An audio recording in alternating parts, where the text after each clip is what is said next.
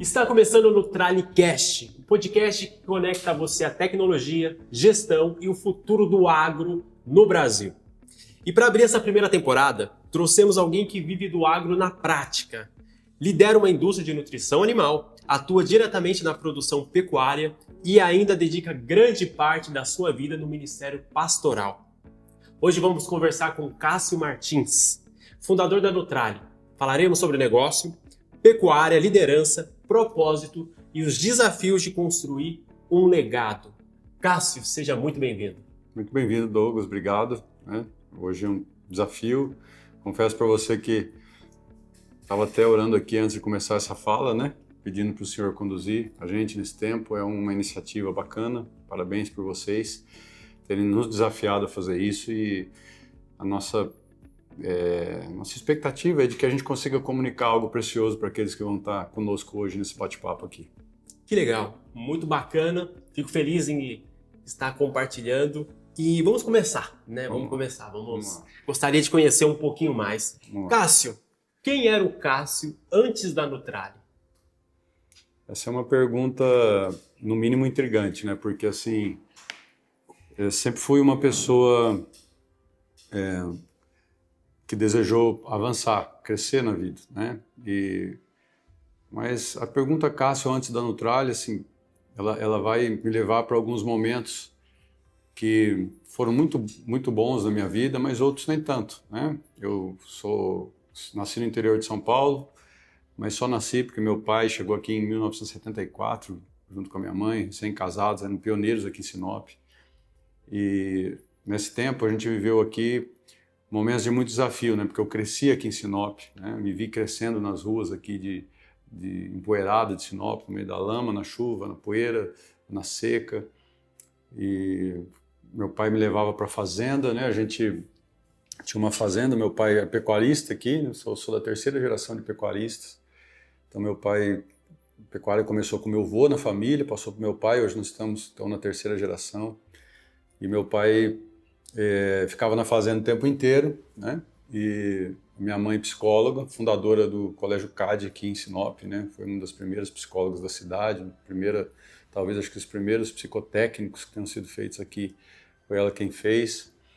E educadora, então eu ficava a semana inteira em casa, crescendo, Infância, juventude, até a juventude. E tive pouco tempo com meu pai, assim, porque meu pai ficava na fazenda o tempo inteiro. Então, esse desenvolvimento no aspecto familiar provocou algumas dificuldades na minha paternidade, na minha relação com o pai, com a mãe, E me fez desenvolver basicamente duas características. A primeira, de um sonhador que queria realizar sonhos, fazer as coisas avançarem, prosperarem. Isso acho que foi o próprio Senhor que colocou no meu coração. E o segundo, caminhar em um meio que produzia algo que o caráter do homem, de certa forma, não precisa receber, enxergando alguns tropeços na paternidade, em relação à fidelidade do pai, em relação à capacidade dele conduzir a família, porque a gente ficava longe, Tive poucos momentos com meu pai na minha infância. Meu pai ficava final de semana na fazenda, e semana inteira na fazenda, eu ia para a fazenda nos finais de semana de vez em quando, tinha momentos com meu pai lá, então essa distância do meu pai e essa presença muito forte da minha mãe dentro da nossa criação, e a forma com que meu pai e minha mãe se relacionaram dentro do seu casamento, me levou a construir no meu caráter algumas coisas que não me agradam muito de falar, Embora eu venci isso, eu acho que o passado nos faz entender um pouco o que a gente vive hoje. Então, o Cássio antes da Nutrali, ele também era um Cássio que culminou com uma vida de antes de Cristo, porque a vinda da Nutrali, a constituição da Nutrali, a Nutrali nasceu bem no momento da minha conversão, Foi próprio Senhor que gerou isso, Eu me entreguei para Jesus e a Nutrali nasceu nesse aspecto.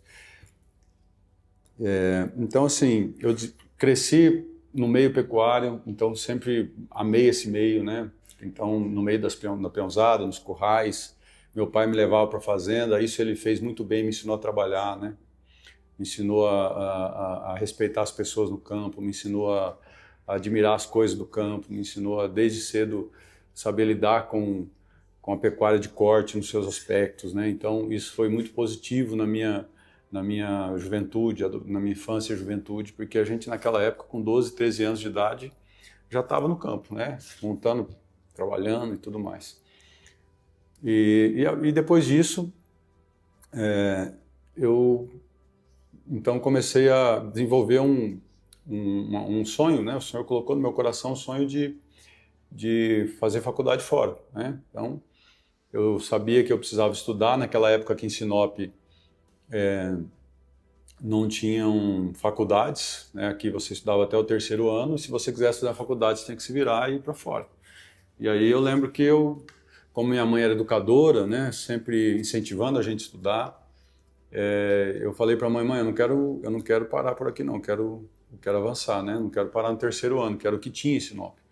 Ela falou, não, você quer estudar, procura um lugar, né? Se você quiser ir para Cuiabá ou para outra cidade, você vai.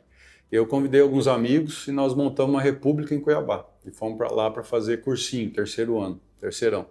Fizemos o terceirão lá, e aí de lá eu fiz faculdade de zootecnia, passei, fiquei 10 anos fora, estudando entre zootecnia e depois da zootecnia um trabalho numa grande fazenda do setor do agronegócio brasileiro no Mato Grosso do Sul. Então fiquei 10 anos entre faculdade e trabalho fora de casa, né? E a faculdade você fez em Cuiabá mesmo? Faculdade fiz em Jaboticabal, na Unesp em Jaboticabal. Né? São Paulo. Eu estudei em Cuiabá um ano, daí passei no vestibular no interior de São Paulo, em Jaboticabal, que na época era uma das melhores universidades de zootecnia do país, acho que ainda figura entre uma das melhores, né? A gente estudou lá, fez a faculdade lá, e depois eu saí e trabalhei 5 anos numa empresa que foi uma outra faculdade, porque essa empresa me conectou com profissionais, consultores do agronegócio, grandes homens, né? Eu lembro de Dante Pazanese, Veraldo Dutra, que fizeram parte da minha formação, né? Que eram consultores da empresa e eu era o técnico da empresa. Então, junto com esses consultores, no dia a dia ali, eu aprendi muita coisa. Isso edificou muito, né? Eu saí dessa empresa, quando eu saí depois de 5 anos, com um know-how bem aguçado na área de confinamento, recria intensiva a pasto, que toda a pecuária era muito tecnificada, muito intensiva nessa fazenda. Tinha muita gestão, a fazenda participava do Prêmio de Qualidade Paulista de Gestão. Né? Então, aquilo ali foi uma outra grande escola para mim. Né? E qual que foi assim, Cássio? Fala pra gente qual que foi o momento que você definiu que você iria criar a Nutrali e a sua volta para Sinop, e por que construir a Nutrali aqui em Sinop? Então foi assim, né? Depois desse tempo lá nessa fazenda, eu decidi voltar para Sinop.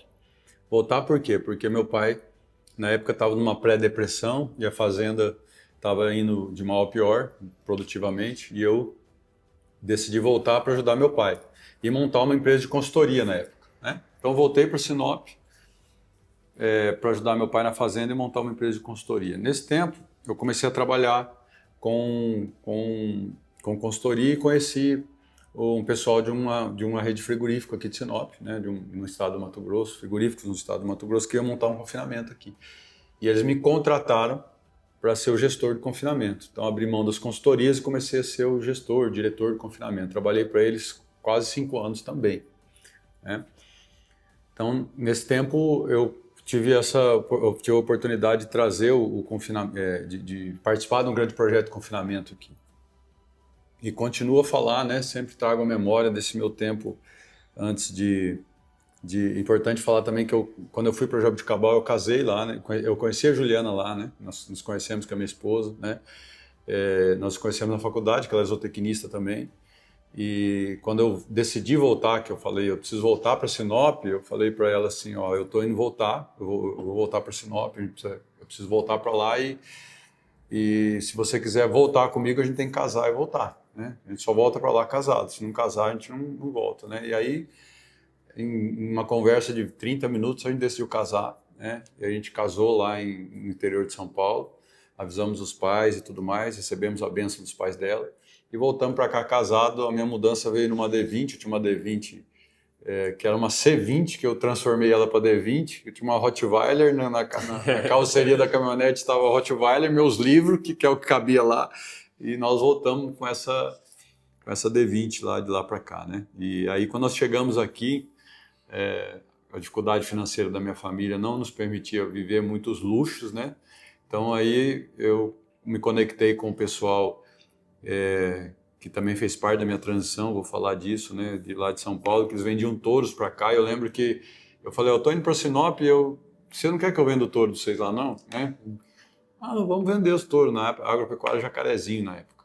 Falei, então tá bom, vamos alugar uma chácara lá, a gente vai mandar uns touros, você vai vendendo. Falei, tá bom. Aí quando alugaram a chácara, tinha uma casa no fundo da chácara, uma casinha, né? E aí eu perguntei para eles, essa casa aqui ninguém vai usar, porque nós vamos usar só o pasto para os touros, né? Vocês não deixam morar aí? Não deixa. Não, pode morar. Você cuida? Eu falei, cuido. Então eu morei de favor, eu e a Juliana, nessa chácara, quase 2 anos, né? Até que esse negócio do touro não avançou muito, a gente começou essa etapa com o Frealto, que eu estou citando para você, com essa empresa de frigorífico, né? E aí eu trabalhei para eles 5 anos, foi quando eu comecei quando eu vivi um dos momentos mais importantes na minha vida, que foi meu encontro com Jesus. Porque até então, eu falei para você do meu casamento, eu falei para você da minha paternidade desajustada com meu pai, da distância que eu tinha, né?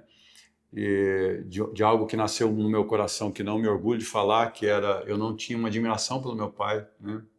Eu já me acertei com ele, já pedi perdão, a gente já conversou muito sobre isso, mas como eu vivi numa fazenda e as coisas não começaram a ir não muito bem na fazenda, eu via aquelas coisas e as pessoas com as quais a gente se relacionava falavam muito mal do meu pai para mim. E o orgulho que eu tinha, a admiração que eu tinha pelo meu pai foi minando, foi acabando. Isso aconteceu durante toda a minha juventude, né? Eu passei a perder, né, a minha admiração. Eu via a relação do meu pai com a minha mãe, também não admirava, né? Via as coisas erradas em casa e aquilo me afastou do meu pai. Então, quando eu voltei para Cristo, nesse momento aí, quando eu vim para Cristo, eu vim porque eu não estava sendo um bom marido, né? Tudo aquilo que eu vivi na minha infância, adolescência, nos meus primeiros anos de casamento, me fez olhar para mim como um homem sem caráter, né? Caráter distorcido, né? Um homem com problemas, com relação à sua fidelidade, com relação à sua forma de conduzir os filhos que estavam começando a vir na minha relação, né? De amar a esposa, de cuidar da esposa.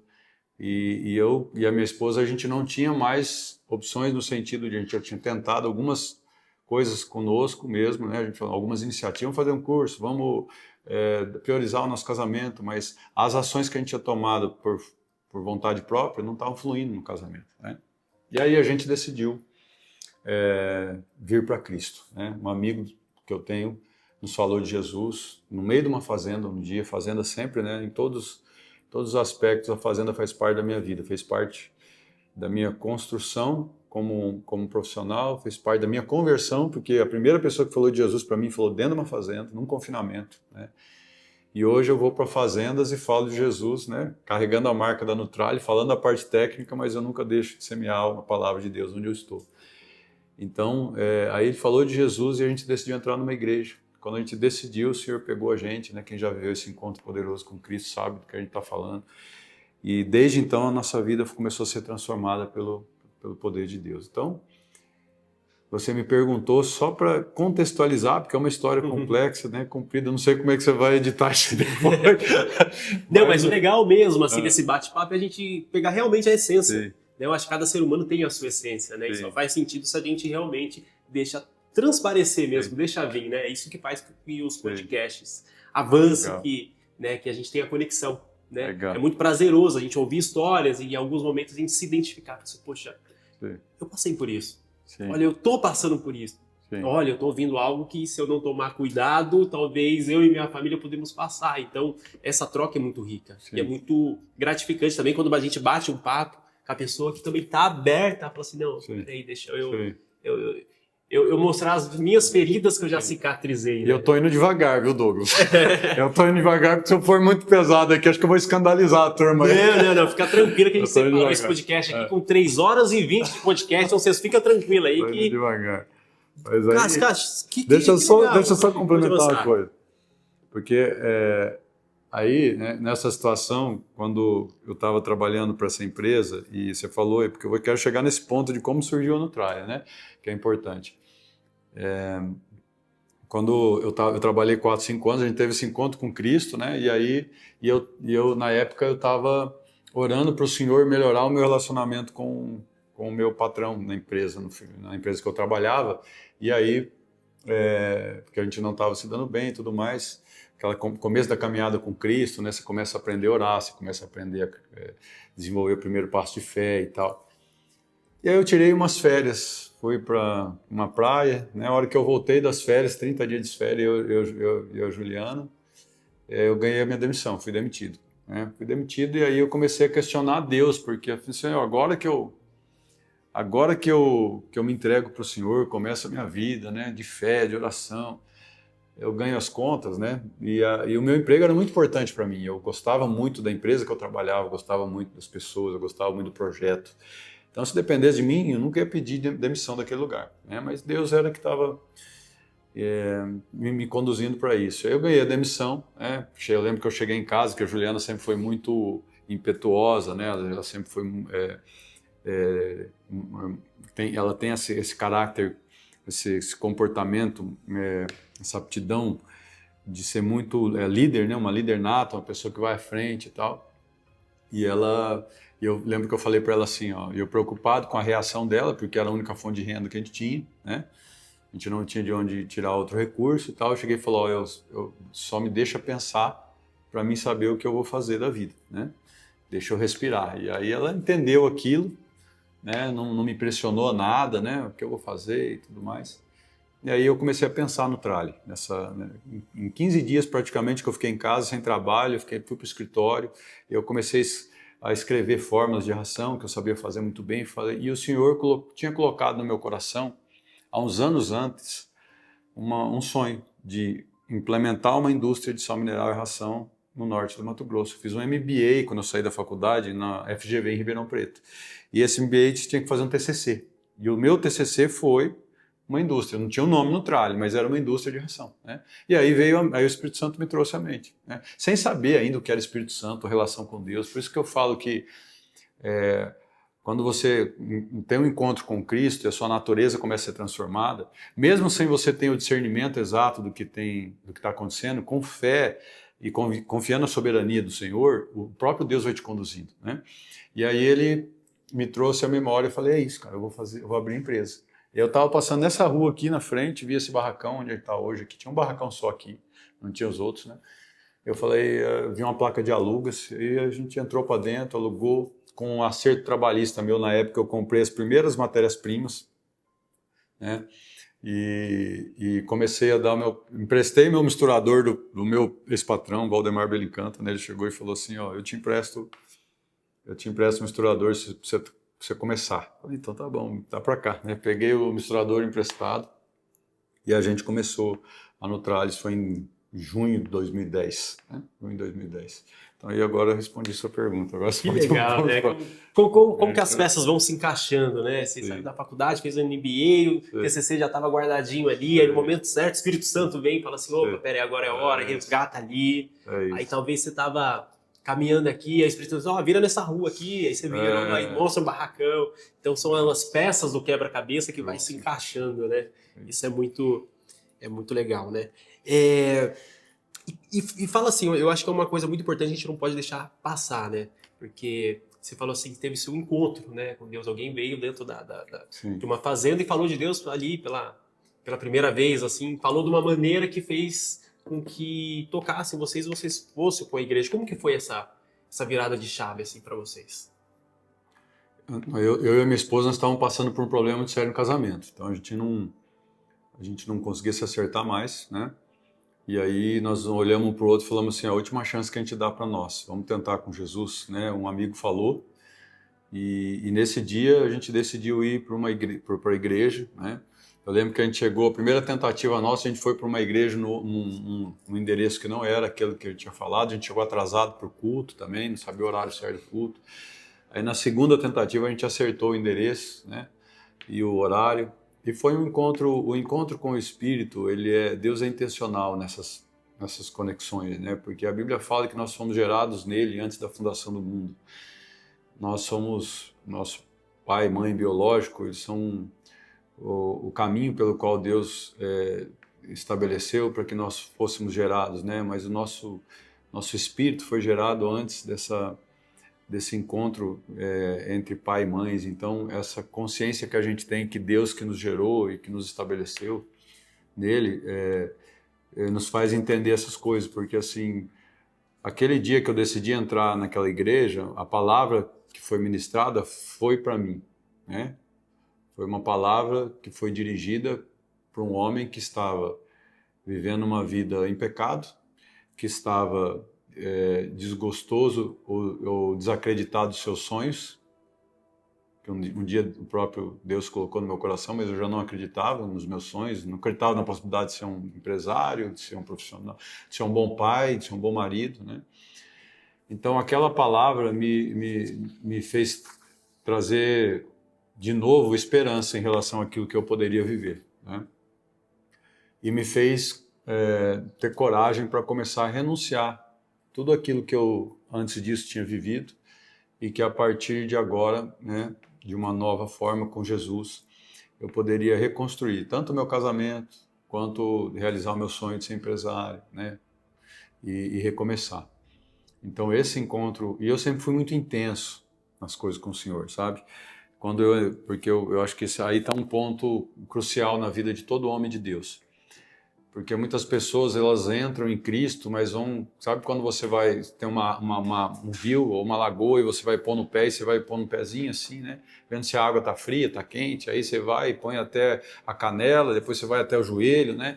E você vai devagarinho, se não está tão bom, você volta, dá um passo para trás e fica de longe olhando e fala, hoje eu não vou entrar não, hoje tá bom, vou ficar aqui põe um bonezinho, vou ficar aqui na praia, né? Aqui Só na água beira ali da na água. canela tá bom. Água na canela tá bom, molhei, tomei um tereré ali, fica ali. Não, a minha vida com o Senhor foi muito intensa, né? Quando eu entrei de cabeça. Eu me lembro que eu me atirei mesmo. Eu comecei a buscar Jesus como se fosse a única opção da minha vida, né? Então, na minha vida, coração.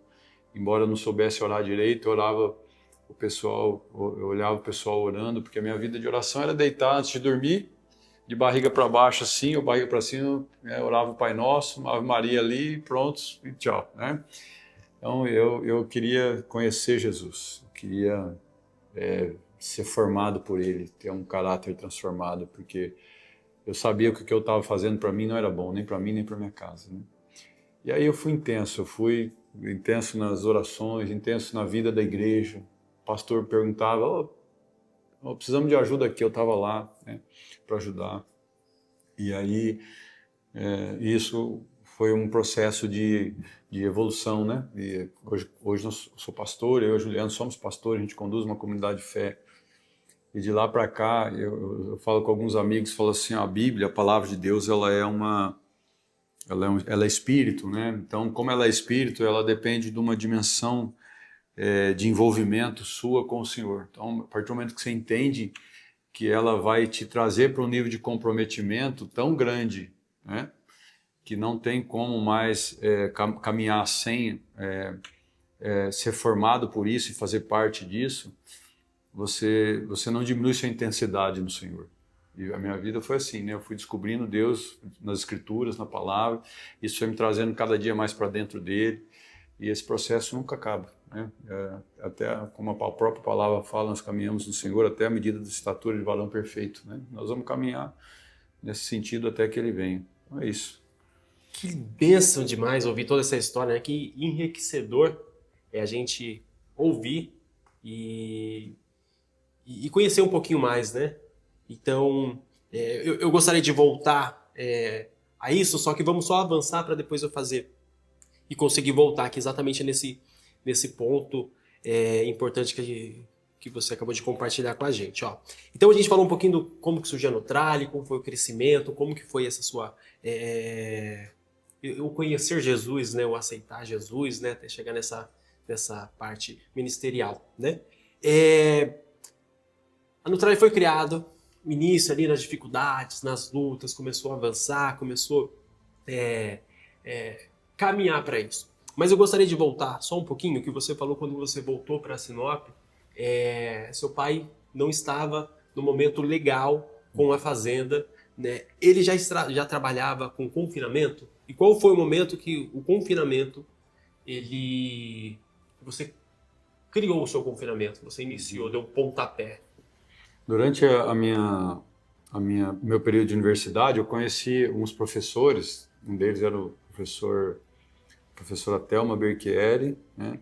E o professor Pedro de Andrade, né? E esses dois professores aí, que foram professores meus na faculdade, me estimularam a começar a tratar de boi a pasto, na época. Não era confinado, era semi, né? Não existiam confinamentos aqui naquela época. Estou falando de 1998, 99, por aí, né? Então, eu comecei a tratar de boi a pasto. Pegava os insumos que tinha aqui, tinha caroço de algodão, milho moído, a gente misturava na betoneira na época, não tinha misturador, não tinha nada, né? A gente carregava em balaio, né, jogava na carretinha do trator e ia para os pastos tratar os boi. É assim que a gente fazia. Mas a gente já via que funcionava, porque dava comida para o boi engordava mais, né, ficava mais pesado. E o meu pai gostou da ideia. Meu pai comprou a ideia. Meu pai sempre acreditou muito em mim. Esse é um ponto positivo, né? Meu pai sempre acreditou muito em mim. Acreditava, acho que mais em mim do que nele. E isso, de certa forma, ajudou a gente, né? E aí a gente começou assim, né? E na fazenda as coisas começaram a avançar. Quando eu voltei para a fazenda, e isso faz parte da minha paternidade desconstituída e agora constituída, também é importante falar disso, que como eu perdi a admiração pelo meu pai, como eu já te disse, eu voltei e eu cheguei num momento, cheguei assim, cheguei pro meu pai assim, a coisa não estava bem na fazenda, né? Cheguei para ele um dia, meu pai morava na fazenda fazia 30 anos, numa casa, que até hoje está lá. E aí eu falei assim, pai, nós dois aqui não dá. Porque você tem uma forma de administrar e eu tenho outra forma, né? E em 30, 40 minutos meu pai decidiu pegar a mala, arrumar a mala e vir morar na cidade, depois de muitos anos. Falou, então tá bom, não dá, você toca a fazenda aí. E eu não me orgulho nem um pouco, né, de ter feito isso. Porque a gente deve honrar pai e mãe para que para que nós tenhamos vida longa, ou seja, para que a gente tenha longevidade, né? Então, a primeira promessa na Bíblia, né, que fala de longevidade e que fala de prosperidade. Você tem que honrar pai e mãe, né, para que você tenha dias longos e vá bem nessa terra. Então, e eu desonrei meu pai nesse dia que eu falei para ele isso. Mas enfim, aí a fazenda começou bem, porque eu era zootecnista, tinha trabalhado uma boa faculdade, uma boa fazenda, um bom emprego e tal. E eu comecei a tirar fotos, a Nutrali começou a vir, né? E aí eu comecei a andar pelo Mato Grosso, tirava foto da fazenda na época do meu pai e na minha época. E comecei a comparar, então mostrava nas apresentações, ó, isso aqui é a fazenda hoje, com o Cássio administrando, essa fazenda na época do meu pai. E com isso, indiretamente, eu desonrava meu pai, publicamente. Porque eu não precisava fazer isso. E embora as coisas estivessem indo bem na fazenda. E depois, então avançando, e à medida que eu fui tomando conhecimento em relação à palavra de Deus, e as pessoas que o Senhor foi nos conectando, né, na nossa caminhada, a gente começou a conhecer a respeito de paternidade, de honra, né, o Espírito Santo começou a ministrar em mim, até que um dia eu encontrei com o pastor Luiz Hermínio, que é o meu pastor hoje, né, o pastor Eiraci, que são nossos discípulos, e eu contando a minha história, igual eu estou contando para você aqui, né? E sentado numa mesa, a hora que eu falei dessa história, a pastora Iraci falou, mas peraí, como é que... Fala de novo para mim. Eu contei essa história de novo, ela falou, você precisa fazer um acerto com seu pai. Você precisa pedir perdão para ele, você precisa pôr ele na cabeceira da mesa, porque você tirou ele do lugar de paternidade e honra da sua casa. E isso acarretou um monte de problema para mim na minha vida, Douglas. Né? Eu comecei a atrair para mim a responsabilidade dos meus irmãos, porque eu tirei meu pai da cadeira de autoridade. E quando eu fiz isso, os meus irmãos me tinham como pai em casa. Eu tinha que resolver tudo quanto é problema, né? Eram os problemas financeiros da família, os problemas... né? Acessava mais o irmão mais velho, que eu sou mais velho de 4, né? Do que o pai. Isso gerou um problema de disfunção familiar, a minha atitude, entendeu? E aí eu, obedecendo a orientação pastoral, fui lá, chamei meu pai, falei tudo que tinha acontecido, que ele nem pensava, nem sonhava nisso, né? Pedi perdão, devolvi o lugar dele, falei que eu amava.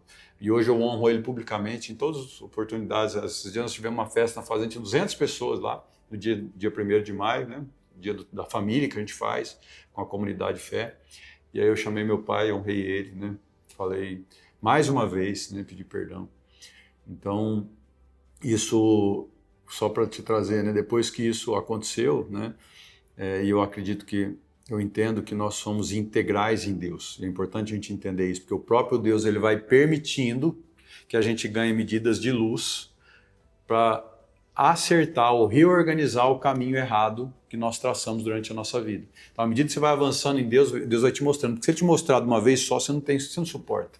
Você não tem condição de suportar. Então, à medida que você entra em Deus, Ele vai te mostrando. Ele vai mostrando, ó, corrige isso aqui agora. Aí você vai lá, você é obediente, você corrige. Se você for rebelde, você não corrige e para no mesmo lugar. Então, à medida que isso foi acontecendo, e eu fui entrando nesse lugar de obediência, Deus foi prosperando. A fazenda foi avançando, né? O confinamento veio, hoje é um confinamento referência, hoje nós temos uma estrutura que é uma estrutura referência aqui no norte do estado do Mato Grosso, né? As pessoas passam com um pecuarista. Esse final de semana, sábado, ele falou, cara, eu sobrevoei esse confinamento, eu quero ir lá ver. Eu achei lindo de cima, cara. Quase que eu parei o avião. Quase que eu parei o avião para ver, né? Se desse para parar o avião igual um drone, eu parava lá e ficava lá. Uns 10 minutos ali, só admirando. Só olhando. Ele falou desse jeito para mim dentro da caminhonete, né?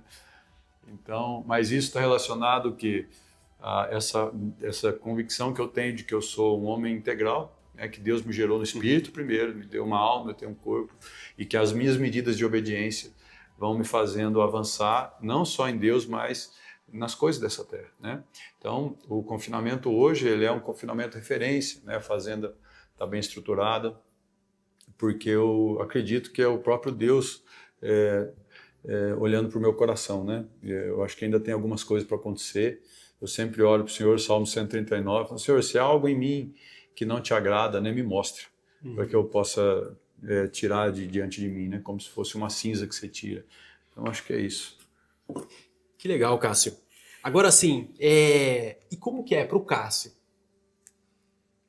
estar na frente dos negócios na Nutrali, na pecuária, que é no confinamento, ainda ter a liderança, né, espiritual, não sei se podemos falar dessa maneira, né, estar à frente de uma igreja, como que é administrar tudo isso?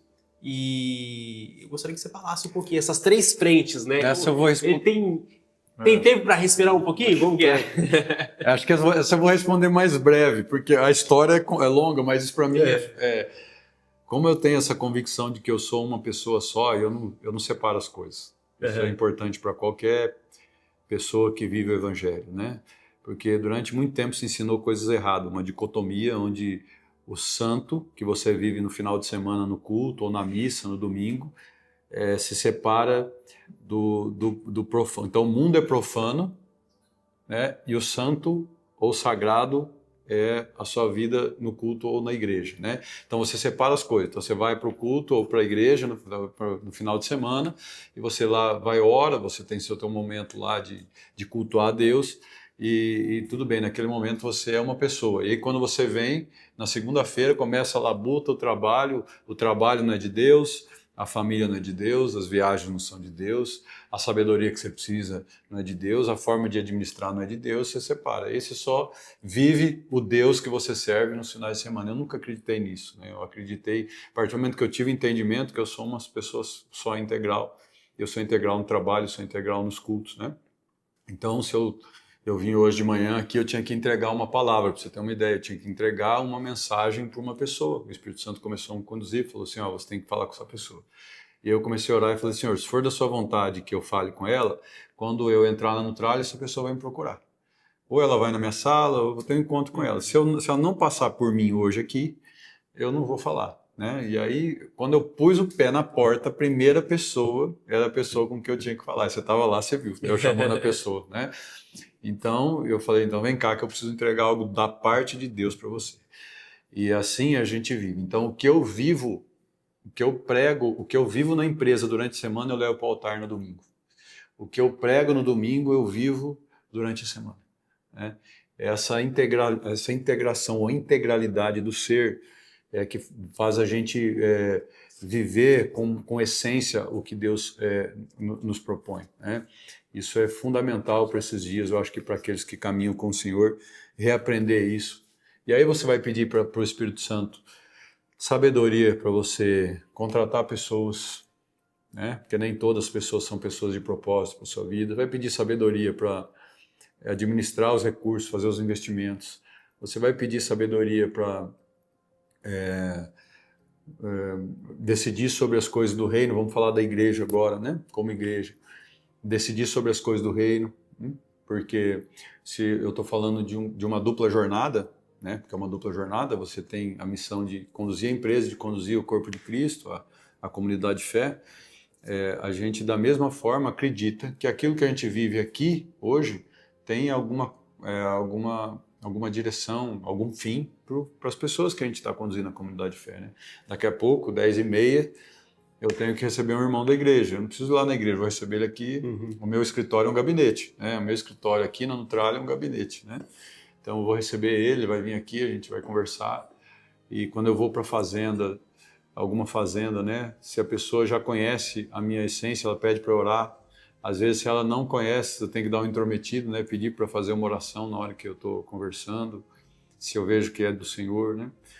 Então, é prazeroso viver isso, sabe? É muito prazeroso. Que legal. Continuando nesse bloco, vamos dizer assim, de fé, liderança e propósito, né? A minha pergunta era, a fé influencia na decisão empresarial? É engraçado que a gente prepara algumas perguntas, tem alguns rascunhos aqui, aí no bate-papo natural já vai vindo a resposta antes de fazer a pergunta, né? Mas tem uma aqui que eu gostaria de fazer para você, que é assim, ó, existe algum princípio bíblico que você aplica diariamente na sua gestão? Jeremias 17 fala que o homem que confia no Senhor é como uma árvore plantada junto ao ribeiro de águas, né? Que no ano de sequidão ele não se afadiga e nem deixa de dar frutos, né? Essa palavra, ela está estampada atrás da minha mesa ali, esse versículo bíblico. Essa é uma mensagem que eu carrego comigo. Assim, o ambiente de escassez, a gente já viu algumas crises, né?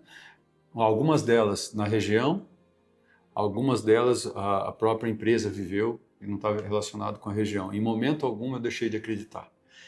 Então, essa palavra que o homem de Deus carrega de que as circunstâncias do meio não determinam o seu fim, né? Então ele vai, tanto no ano de seca, ou seja, de escassez, ambiente econômico desfavorável, político, o que você quiser, né?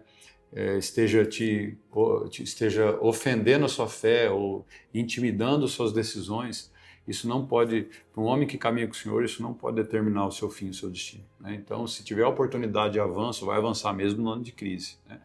Se tiver a oportunidade de decisões que contribuem para o avanço da empresa, você vai tomar elas. Da mesma forma, essa convicção, ela não vem só do ponto de vista de decisões empresariais, né? Mas também de decisões espirituais, né? O nosso comportamento aqui, ele não pode estar relacionado, eu não posso estar bem, o meu estar bem ou mal não pode determinar a forma com que eu trato as pessoas.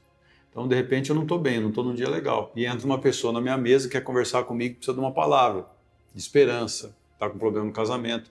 Então, a minha situação pessoal não pode determinar aquilo que eu carrego no Senhor, porque mesmo não estando, falei disso no culto domingo, mesmo às vezes não estando no meu melhor dia, vou ter que receber, vou ter que abraçar, vou ter que dar uma palavra de conselho, dar uma palavra de Deus para uma pessoa que precisa disso, né? Então, essa pergunta que você fez de que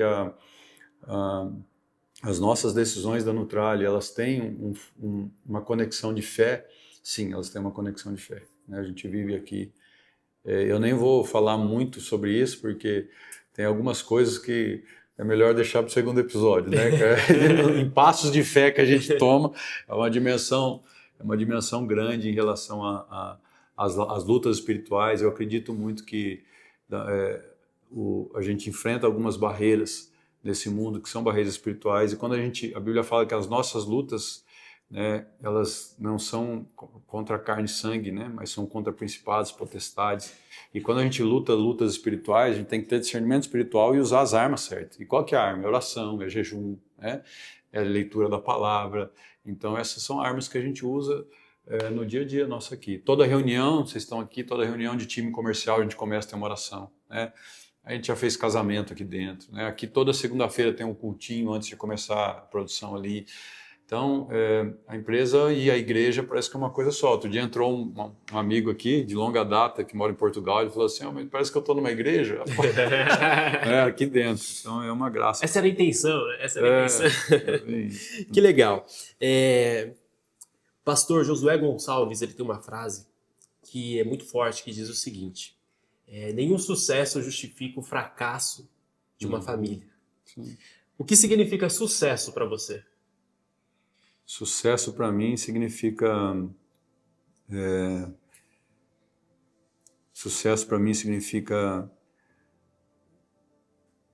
em termos práticos, cuidar daquilo que o Senhor te entregou nas mãos. E isso, você já dirigiu essa fala com essa introdução.